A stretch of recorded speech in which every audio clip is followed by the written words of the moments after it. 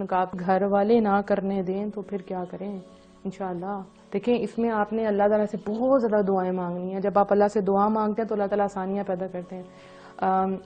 میں پھر یہاں آپ کو پہلی بات بتاؤں کہ جس دن میں نے کیا تو مجھے ناشتے کے ٹیبل پہ مجھے بیٹھنا تھا. جمعے کا دن تھا, میں کبھی نہیں بھول سکتی. اور مجھے نقاب لٹرلی کرنا بھی نہیں آتا تھا. میں کوشش کروں گی کہ ایک نقاب کرنے کی ویڈیو کسی بچی کو نقاب کر کے آپ کو دکھاؤں کہ کرنا کیسے. اور میں نے دوپٹہ لیا اور سائڈوں سے پن اپ کیا بڑی برے طریقے سے. نیٹ نہیں تھا لیکن میں پورا کور کیا اور میں ڈائننگ ٹیبل پہ جا کے بیٹھ گئی. امی ابو تھے, میں نے کہا امی میں آج سے پردہ کروں گی. تو ابو نے امی کو بہت گھور کے دیکھا کہ یہ کیا کہہ رہی ہے, یہ تو پڑھاتی بھی ہے, اسٹوڈنٹس بھی ہیں گھر میں, کزنس بھی آتے ہیں, تو پھر کیا ہوگا. تو ابو نے امی کو آہستہ سے کہا کہ اس کو بولو ایک کزن کی طرف سے نام لیا کہ وہ بھی آتا ہے گھر میں. تو امی نے کہا پھر کیا کروں گی. میں نے کہا میں کروں گی. کہتے تم پڑھاتی ہو, اس میں لڑکے بھی آتے ہیں. میں نے کہا میں کروں گی. اور اسی دن میں نے الحمدللہ کیا. ٹھیک ہے. اور مجھے یاد ہے کہ جب میں پڑھانے بیٹھی تھی تو میرے ابو نماز پڑھنے کے لیے جا رہے تھے, بلکہ پڑھ کے آ رہے تھے, تو آ کے انہوں نے مجھے دیکھا کہ میں نے پڑھا کہ اور ارد گرد میرے اسٹوڈنٹس جو ہیں لڑکے بھی ہیں لڑکیاں بھی. تو ابو نے مجھے دور سے اشارہ کیا غصے میں منہ کی طرف کہ یہ تم نے کیا کیا ہوا. میں نے آگے کوئی جواب نہیں دیا, میں خاموش رہی. ہاں دل میرا ضرور ٹوٹا, کیونکہ ہم لوگ نماز پڑھ رہے ہیں, سب کچھ کر رہے ہیں, لیکن ہم نے دین کو ایک حد تک لیا ہوتا ہے, اس کے آگے کوئی نہ جائے, بس اتنا ہی کرنا, بس اتنا کافی ہے. ایک تو جب بچے نماز نہیں پڑھے ہوتے ہم کہتے ہیں نماز پڑھے نماز پڑھے, اور جب وہ نماز کے ساتھ تہجد شروع کرتے ہیں تو ہم کہتے ہیں ایکسٹریمسٹ ہو رہے ہو تم, نہ جاؤ. اور وہی لڑکی جب نقاب کرنے لگتی ہے نہ کرو تم, مت کرو, یہ ہے وہ ہے. بہرحال ٹائم گزرا, اللہ نے بہت ساتھ دیا. اللہ تعالیٰ میرے ماں باپ کو جزائے خیر دے, میری بہنوں کو جزائے خیر دے.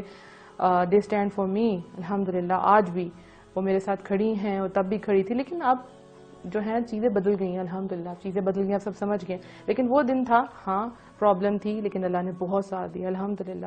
اور جب گیسٹ آتے تھے تو ان میں ایسے گیسٹ آتے تھے کہ ایک دفعہ مجھے یاد ہے میرے ابو نے کہا کہ باہر کیوں نہیں آ رہی.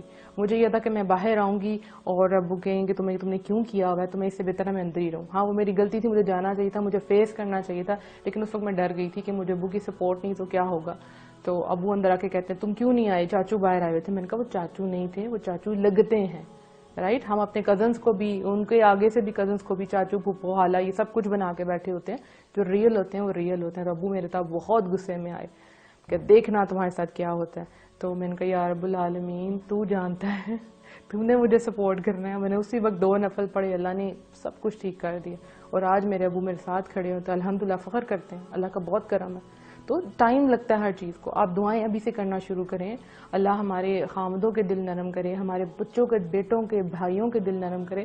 اور جو قوائی لڑکیاں وہ دعا کریں, ربنا هب لنا من ازواجنا وذریاتنا قرۃ اعین واجعلنا للمتقین اماما, تاکہ آپ کو ایسے خامد, ایسی بیویاں ملیں جو آپ کی آنکھوں کی ٹھنڈک بنے اور اللہ آپ کو متقیوں کا امام بنائے. تو آپ دعا کریں گی اللہ ضرور دے گا. دیکھیں نیک مردوں کے لیے نیک عورتیں ہیں, نیک عورتوں کے لیے نیک مرد ہیں. تو سب سے پہلے آپ کو بننا ہے. اگر آپ خود یہ رکھتی ہیں کہ میرا خامد اس طرح کا ہو اس طرح کا ہو, تو پہلے وہ خود بن کے دکھائیں.